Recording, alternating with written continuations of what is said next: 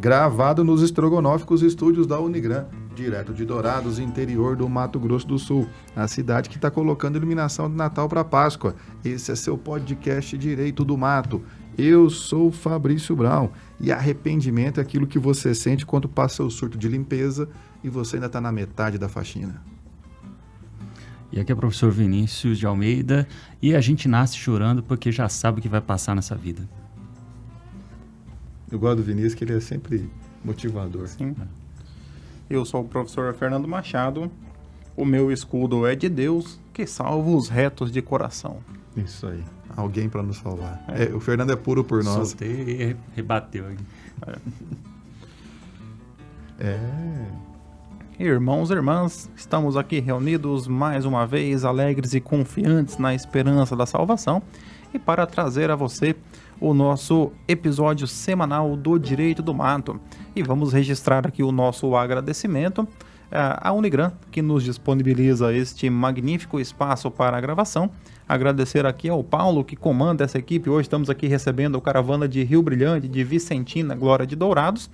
E a Amambai também, o pessoal reclamou aqui que eu esqueci, eu sempre esqueço do pessoal de Amambai. E agradecer principalmente a você, irmão, irmã, que nos acompanha, que nos ouve, que está sempre aqui demonstrando o seu carinho, o seu apreço por nós, em forma de audiência e em forma de contato constante. Fica aqui o nosso agradecimento.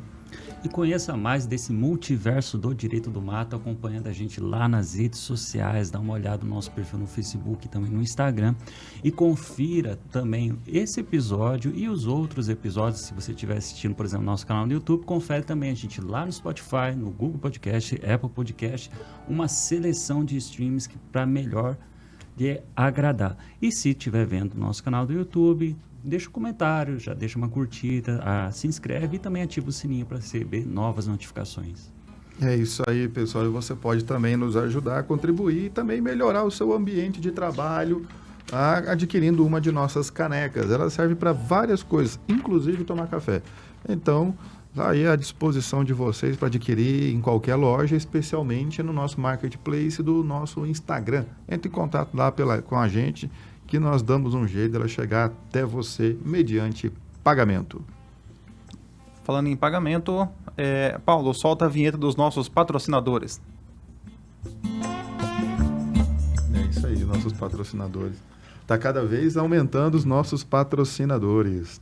E no episódio de hoje nós temos algo interessante, olha só. É nula a lei que reserva vaga de estacionamento a advogado. Com certeza foi um advogado que fez essa lei. Em algum dia desses, o STF declarou inconstitucional a lei de Rondônia que estabelecia a obrigatoriedade de reserva de vaga de estacionamento para advogados em órgãos públicos estaduais. O plenário, em votação unânime, concluiu que a norma de origem parlamentar viola o princípio da separação dos poderes. Olha o STF falando em separar poderes. Ao usurpar a iniciativa exclusiva do Executivo para legislar sobre a organização e a administração dos órgãos públicos. No STF, o governador de Rondônia ajuizou ação contra a lei estadual que obrigava a reserva de 5% das vagas de estacionamento em órgãos públicos para advogados. O parlamentar sustentou que o legislativo local invadia a competência do Executivo, a quem caberia dispor sobre provimento de cargos, organização e funcionamento da administração pública, e violou o princípio da separação dos poderes.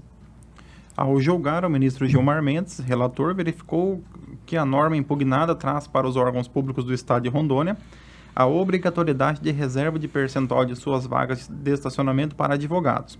Em seu entendimento, isto caracteriza a modificação do funcionamento dos órgãos da administração pública estadual, o que poderia ter ocorrido apenas por lei de iniciativa do governador do estado de Rondônia. Ou seja, o advogado não tem um minuto de paz, né? Não tem... Quando ele consegue alguma coisa, vem alguém e tira, né?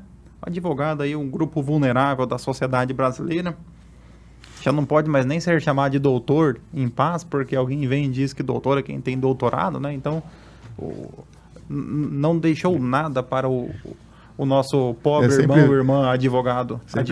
Sempre vem aquele que fez doutorado em história e fala, não, doutor é quem tem doutorado. Exatamente. Daí o cara termina a faculdade de Direito e já vira doutor. Na verdade, para ser chamado de doutor no Brasil, é só você estar de terno e gravata. Você já é chamado de doutor. E você pode ser só o gerente do Bradesco. Todo mundo vira doutor. Agora é interessante aqui Porque aqui no nosso município nós também temos ao redor do fórum vagas reservadas para algumas pessoas, como magistrados e membros do Ministério Público. Não, o Ministério Público tem todas as vagas aqui do Dourados, porque na rua, em duas das ruas ali, perpendiculares, todas as vagas são do MP. Para você, membro do Ministério Público, selecionadas também. né, nós entendemos a sua necessidade de estacionamento fácil e rápido, assim como nós, advogados, também temos essa necessidade. Porém, não há previsão legal para isso, para essa reserva de vagas. Tanto que a ocupação dessas vagas por qualquer outra pessoa, você não vai ser multado. Porque cabe ao município, né, como aquilo ali é do município, aquele canteiro central, né, não é um estacionamento do fórum, é público, a ele regulamentar isso. Não tem essa regulamentação. Né? Mas vai lá estacionar. Então, é isso que eu ia dizer. Então, vai lá, professor. Vai lá, todos os argumentos lá. Deixa lá, o velho guerreiro Uno preto lá na frente do fórum. Vamos ver, ó. Vamos ver até onde vai. Aí chega o promotor que está para dar a cota na sua ação de revisional de alimentos, não consegue estacionar. Exatamente. Lá está o Fiat Uno Mille. Que ano que é? 2000 Não, é o Uno desses... 2014, eu acho. 2014, do professor Fabrício. Pois é, para andar aqui na cidade, fazer minhas correrias, sem ser notado, passar despercebido no meio da população. Mas vamos lá, 5% só de vagas, pô, é pouca coisa, né? Todavia, aquilo que a gente sempre vê, principalmente quando a gente encara a Câmara de Vereadores ou então a Assembleia Legislativa, aquela lei que tem até um pouco de boa vontade, questionável, mas uma boa vontade, só que acaba passando por cima da Constituição. Como o próprio STF ele menciona aqui, isso aqui de fato acaba violando a separação dos poderes, porque é o Legislativo falando, Executivo, eu quero vagas dentro das suas instituições, o que acaba violando o princípio da separação dos poderes, e também é uma exigência por parte do chefe do Poder Executivo ele saber organizar isso, porque não é simplesmente dar a vaga, isso aqui acaba ocasionando, por exemplo, custos por parte da administração. Então, vai ter que fazer toda uma preparação para que daí encaminhasse esse projeto de lei e falar, ó, dá para a gente distribuir essas 5 vagas. Então, por mais que as intenções foram boas, um pouco questionáveis, boas, mas é aquela coisa, tem que seguir a regra do jogo. E outra também, e por que o advogado tem que ser tratado de forma diferente? A não ser que tenha vaga para um tipo, para outro, e também para o advogado. Mas se cada um tiver um tanto de percentual para estacionar, é melhor não ter para ninguém, todo mundo estaciona. Em todos os órgãos públicos estaduais, né? Vaga para advogado. Se fosse no fórum, na Justiça Federal, teria ali, aí já não entraria na regra estadual. Mas se fosse no fórum, até teria um pouco de agora, sentido. Na Secretaria de Educação, 5% das vagas para advogado. Aí na Secretaria de Obras, não seria mais interessante que serviços públicos que tivesse para o engenheiro e para o arquiteto? Então, realmente. Mas aqui, professor Vinícius, o que é que o STF fez em relação a essa lei? Qual que foi o motivo, então, da inconstitucionalidade desta lei? Então, aqui a gente observa que o STF ele acabou declarando a inconstitucionalidade formal da lei. Justamente porque você tem esse vício de competência. Quem deveria ter a iniciativa de apresentar esse projeto de lei deveria ser o Poder Executivo, na figura do seu chefe, e não algum parlamentar dentro da Assembleia Legislativa. Então, diante disso, nós temos uma lei que ela já nasce errada. E como aqui no direito constitucional brasileiro a gente adota essa teoria da nulidade, essa lei, quando ela entra em vigência, ela é uma lei que, teoricamente, ela não pode produzir efeitos. Então, o STF ele vai simplesmente declarar a sua inconstitucionalidade, dizendo, desde o momento que ela já nasceu errada, então ela não vai produzir efeitos nenhum desde o seu surgimento. E a STF fez isso, e isso é possível, porque possivelmente o governador de Rondônia tenha proposto uma ADIM, porque é possível uma ADIM para discussão de lei estadual, o que acabou conseguindo isso aí, o que era bem visível, bem fácil de perceber. Isso até impressiona porque fizeram isso em prol dos advogados, tudo, não sei o quê, da própria OAB, às vezes, do estado de Rondônia, a referendar esse tipo de ação, sabendo que ela não vai prosperar, sabendo que o governador do estado né? Porque eu vou ter que modificar os estacionamentos, achar 5% das vagas, e quando esse 5% for muito, né, dado o tamanho do estacionamento, tem uma vaga para advogado, aí um funcionário é advogado, ele pega um servidor, é advogado, ele estaciona lá também. Aí cria um loop. Então... E se, por exemplo, essa lei tenha sido feita corretamente pelo chefe do executivo, eu acho que, como até o Fabrício está falando, eu até concordo com o Fabrício, a gente poderia até falar uma inconstitucionalidade material. E a isonomia aqui? Uma quebra de isonomia que não tem uma justificativa... razoável, né? Para esse tipo de coisa. Mas é aquela coisa, é a boa intenção, só que não seguiu as regras do jogo. É isso aí. Então já vamos retirar de pauta o projeto que tem aqui na Câmara dos Vereadores. E ficaremos sem a nossa vaga, vamos continuar estacionando lá na rua Cuiabá. Ou então tomando a vaga do presidente da OAB quando ele não está lá, né? Também é uma possibilidade. E vamos para a próxima notícia, que é guarda municipal tem direito a receber adicional de periculosidade. Guarda Municipal de Itaperuna, Rio de Janeiro, faz jus ao recebimento de adicional de periculosidade no percentual de 30% sobre o valor de sua remuneração. Assim entendeu a 22ª Câmara Civil do Tribunal de Justiça do Rio de Janeiro ao manter a sentença. Trata-se de ação de obrigação de fazer, indenizatória proposta em face do município de Itaperuna, objetivando o reconhecimento do direito do autor ao adicional de periculosidade, no percentual de 30% sobre o valor da remuneração, bem como sobre o triênio incidente sobre a remuneração, com reflexos e projeções em todas as verbas de natureza remuneratória, tais como 13º, férias, 1/3 de férias e licença-prêmio. Alega, para tanto, exercer o cargo de guarda civil municipal desde 2016.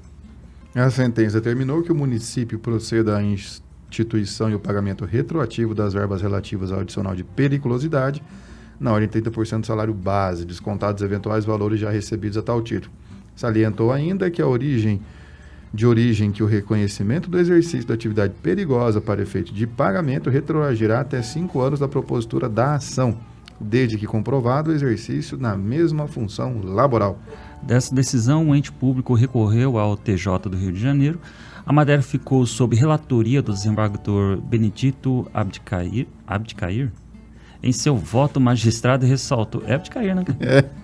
Em seu voto, o magistrado ressaltou que o próprio município não oferece resistência ao pedido de reconhecimento do direito ao recebimento do adicional de periculosidade ante o seu reconhecimento em sede administrativa, após a emissão de laudo pericial técnico. Eita! Acho que aqui vale a pena a gente lembrar que o próprio texto constitucional, quando ele fala dos direitos sociais, em especial dos direitos dos trabalhadores, ele consagra a possibilidade de um pagamento de uma diferença no salário, um adicional, diante de 3 situações, né? A insalubridade, a periculosidade e a penosidade. Na CLT, a periculosidade está relacionada mais com explosivos, né? A periculosidade são aquelas situações que elas podem gerar um risco... A vida da pessoa. O risco à vida, né? Pode ocasionar a morte da pessoa em serviço, ligados a inflamáveis, eletricidade, explosivos, outras condições que podem levar a segurança. E um artigo específico é o motociclista. Né? O Sim. motociclista, a atividade é perigosa. Só para ele. Os caras que mexem com transporte de valores, né? Porque é segurança, né? Atividade de segurança. Né? Então, são atividades que são consideradas perigosas porque ela pode ocasionar de imediato a morte do trabalhador. Diferente das situações, das atividades que são insalubres, que são aquelas atividades no qual o trabalhador ele é exposto a agentes químicos, físicos, biológicos ou associação desses agentes e que não oferecem um risco imediato à sua vida. Porém, eles, ao longo da vida laboral, eles podem trazer aí algum prejuízo para a saúde do trabalhador. Exposição a determinadas substâncias, exposição ao frio, intenso, ao calor intenso, ao ruído, são situações em que ela não vai trazer um risco imediato, porém ao longo de toda uma vida laboral, ela pode trazer um prejuízo para a saúde, tanto que até a reforma da Previdência nós tínhamos ali até a possibilidade de converter tempo de contribuição especial em tempo comum para fins de aposentadoria. E a penosidade ela se refere a determinadas atividades que elas são atividades exaustivas, estafantes, que o seu exercício ele leva a pessoa quase que à exaustão física, né? Mais relacionado a questões físicas, né? E aqui... Porém, a penosidade ela não tem regulamentação por lei. A Constituição colocou no seu artigo 7º, num dos incisos, o pagamento com adicional para as atividades perigosas, insalubres e penosas, né? Mas até hoje só tem regulamentação a insalubridade e a periculosidade. A penosidade ainda não tem lei regulamentando. E olha que desde 1900... dificilmente terá... Né, todo trabalho é penoso, né? E dificilmente terá... É penoso ter que trabalhar, né? E dificilmente terá regulamentação, porque essas atividades que eu acredito que o legislador pensou lá atrás, que seria ali o famoso carregar pedra ali, o que o legislador pensou lá na década de 40... essas atividades, muitas delas foram substituídas por máquinas, né? Atividades mais... E também algumas têm regulamentação específica, como o telefonista, telemarketing, bancária, etc. Né? Elas acabaram recebendo regulamentação específica. E tem regras próprias, então você acaba substituindo. Mas o próprio Tribunal Superior do Trabalho tem esse entendimento. Não tem como condenar o pagamento, se até hoje não tem regulamentação. Agora aqui foi o guarda municipal, né? Interessante que a guarda municipal do município de Itaperuna, no Rio de Janeiro, não tinha o adicional de periculosidade, sendo que é uma atividade essencialmente perigosa. Aqui nós temos um ponto interessante. Primeiro, é a questão do regime jurídico do servidor público. O servidor público não está submetido à CLT, né?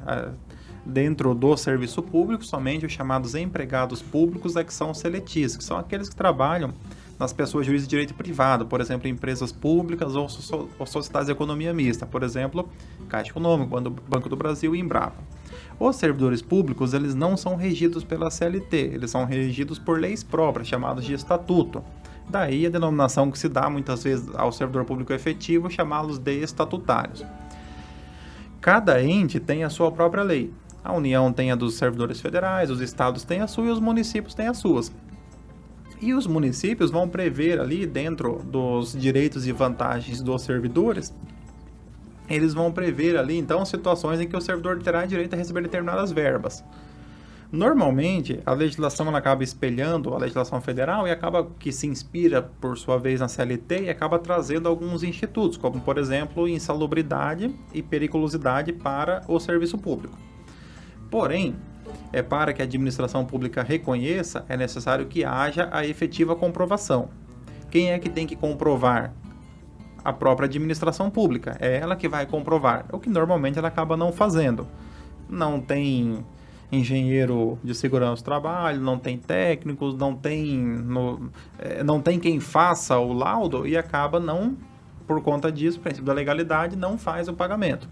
E o que obriga muitas vezes o servidor a ajuizar uma ação, por exemplo, um servidor que trabalha com um laboratório em uma universidade. Ele, como regra, se ele manuseia determinados reagentes que trazem risco para a saúde, ele tem direito a receber o adicional. Então, ele vai precisar fazer o requerimento administrativo, a administração pública vai analisar, vai deferir ou indeferir, e a partir daí vai pagar ou não este adicional. Não pagando, ele pode buscar o Poder Judiciário, então, e na via judicial, então, buscar então, a concessão desse adicional. Aqui tem uma coisa que vale a pena destacar, é que o judiciário tem que ter uma cautela muito grande nesse tipo de decisão, reconhecendo esse direito adicional. Como o Fernando estava comentando, por mais que o município ele se inspire numa legislação federal que já se inspira em uma legislação trabalhista, isso decorre da lei. Se eles são servidores estatutários, os seus direitos são previstos em lei. Então, um juiz, por exemplo, ele não pode olhar a guarda municipal, essa função, e falar assim, coitadinhos, não sei o que, eu acho que eles merecem esse adicional. Não, ele vai ter que ver se, dentro do seu regime jurídico, prevê esse direito a eles. E também ele não pode, o juiz, por exemplo, tem uma determinada categoria que trabalha de uma forma similar à guarda municipal e eles recebem o adicional de periculosidade, mas os guardas não. Então, deixa eu fazer essa equiparação com base em uma isonomia. Isso também o Poder Judiciário não pode. Ele só pode reconhecer esse direito desde que esse direito seja previsto no seu estatuto ou outra lei. Um quadro, perguntas aos professores de direito administrativo, né? A vingança, né? A vingança. Pergunta aos professores de Direito Administrativo. Eu não sou professor de Direito Administrativo, graças a Deus. Existe, na questão dos estatutos, como você tem o estatuto do servidor civil da União, né, do servidor do Estado, do servidor do município, há uma obrigatoriedade ou há um entendimento de que tem que ter uma sincronicidade?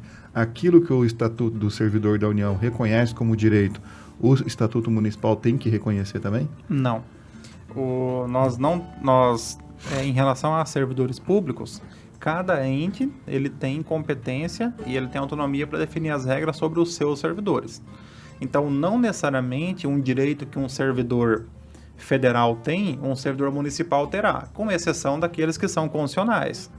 Sim. Remuneração, 13º, férias, né? Então, poderia ser assim, digamos que eu não conheço o estatuto da Lei 8.112 inteira, né? Nem o começo dela. Que é o estatuto do servidor. Digamos que ele garanta 30% de adicional de periculosidade. O município poderia garantir 20% de adicional de periculosidade, já que a Constituição só fala pagamento com adicional, mas não fala quanto. Poderia regulamentar de outra forma, ou poderia nem prever esse adicional para os seus servidores. E aí, nesse caso de não prevendo, caberia mandar de injunção contra o município? Você poderia falar que Para a que ele norma regular, sendo uma garantia insatisfatória. constitucional, A sua aplicação seria insatisfatória. Normalmente, esses adicionais, eles são previstos não apenas nos estatutos, mas eles são previstos também em constituições e em leis orgânicas. Sim, porque o que Dá ocorre até falar um lance de inconstitucionalidade. O que ocorre muitas vezes é que a administração pública ela não regulamenta. E aí a regulamentação ela acaba sendo utilizada do regime geral da Previdência Social. Então, por exemplo, eu não tenho no estado do Mato Grosso do Sul, eu não tenho uma regulamentação com relação a quais são os reagentes, as substâncias que dão direito a determinado... Aí eu vou lá no regime geral, eu pego uma instrução normativa do INSS, eu vou numa NR15, eu vou em alguma legislação e faço... Da Secretaria do Trabalho... E faço... mas assim, eu tenho o direito assegurado em lei e eu só vou emprestar a regulamentação. O que eu não posso fazer é emprestar a própria lei que eu não tenho, emprestar a lei e trazer para o meu servidor. Isso eu não posso. Exemplo, eu tenho municípios que tem ali adicional de... Como é que se chama ali? Quando a pessoa trabalha... quando tem distritos no município, que ela trabalha distante da sede ali. Então, adicional de distância, alguma coisa assim. Ou deslocamento. Ajuda de... Seria o que de áreas. Não. O federal tem, por exemplo, adicional de fronteira, quem trabalha na região de fronteira. Tem municípios que tem para quem trabalha em distritos digamos distantes. Aqui, quem trabalha em Itaúm. Trabalha em Itaúm. Então, o município vai regulamentar que quem trabalha a 15 quilômetros do centro tem direito a um adicional. Então, o município pode regulamentar. Então, isso é plenamente possível. Por quê? Porque ele tem essa autonomia. Nós tínhamos um regime jurídico único em relação à matéria previdenciária, a previdência social, que a Constituição ela vinculava todos em matéria previdenciária. Agora nem isso tem mais. A reforma da Previdência, ela tirou esse regime jurídico único. A União tem o seu, o Estado pode ter o seu, o município tem os seus, tem o seu regime.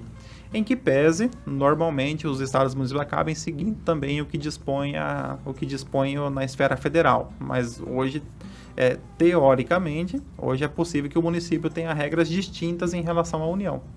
Desde que não viole o texto constitucional, tá perfeito. Outra coisa que Como simples, né? Essa questão de administração pública.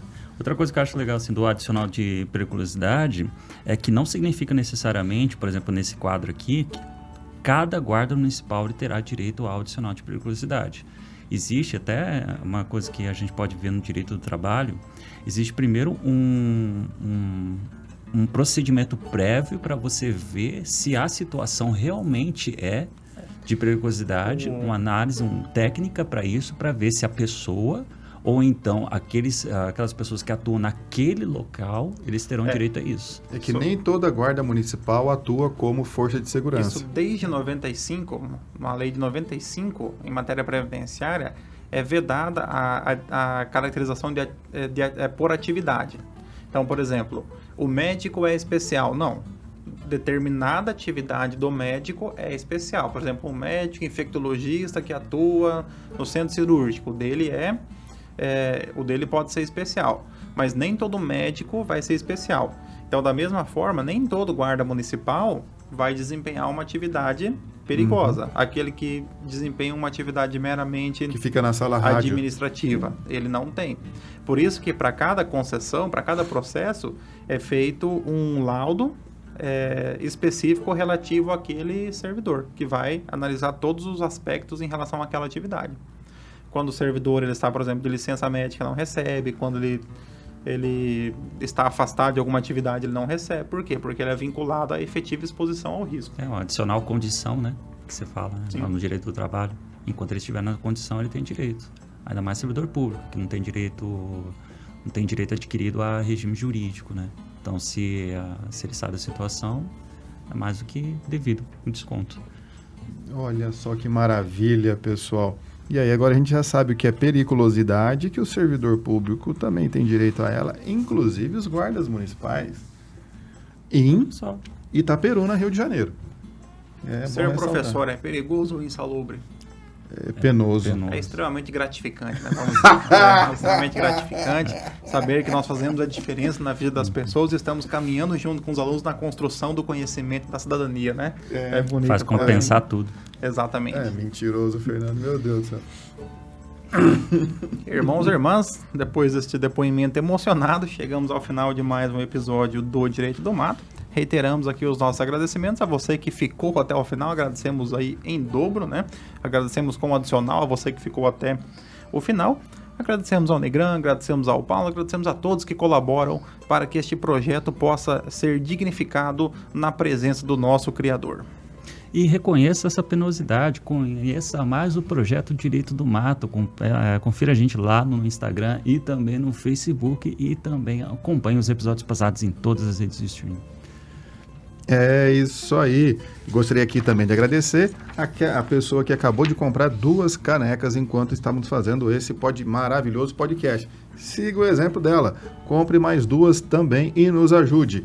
Insalubres, perigosos ou penosos, tenham todos uma ótima semana. Um grande abraço. Sejam felizes.